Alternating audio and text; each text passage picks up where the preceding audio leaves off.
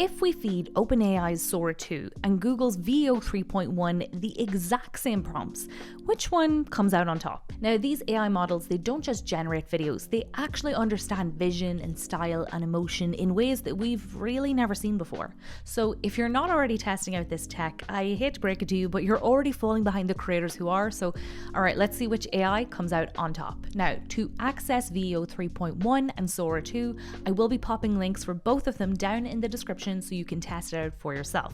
Now, for the test itself, I'm going to be running 3 experiments and we're going to keep increasing the difficulty level. So let's start with level 1. We're going to give the AI a very simple prompt and I really just want to see how it fills in the rest of the video. So we're going to start with Sora 2.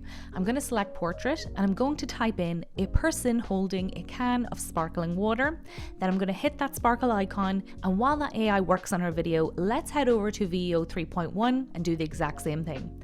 Choose portrait, paste in the same prompt, hit the sparkle icon, and now if you wanted you could choose one of the suggested images, but I feel like to make it fair I'm going to click skip image selection and then let the AI get to work.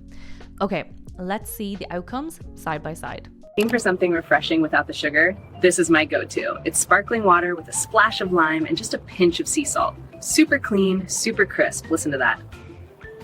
Bright, bubbly, and so easy to love.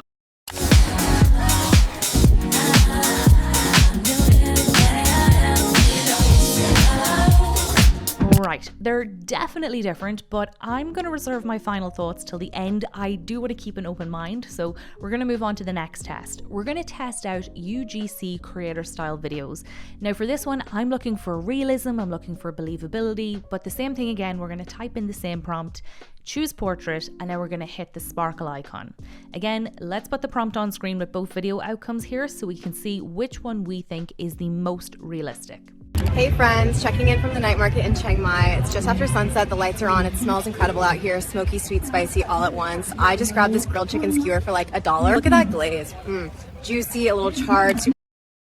Guys, welcome to the Rot-Fi night market. The energy here is absolutely incredible and the smell of the food is just amazing.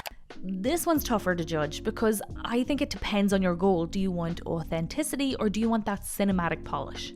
However, we do have one final prompt to push it to its limits. This time we're going to do a cinematic kind of Hollywood style type of prompt, something that really shouldn't be possible with just the click of a button. So same thing again, same aspect ratio, same prompt. Obviously this time we're going to go much more in depth with the details, and now we can hit the sparkle icon. Now for one final time, let's see how the videos compare.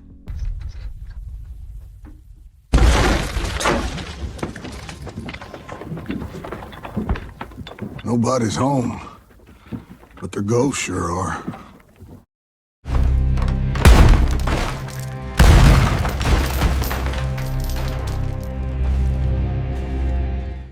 Okay, so now begs the question, which is better? Honestly, it kind of depends on your goals. So for me, Veo 3.1 is best for cinematic kind of high quality visuals. It's great for ads, short films, any scene where production value really matters.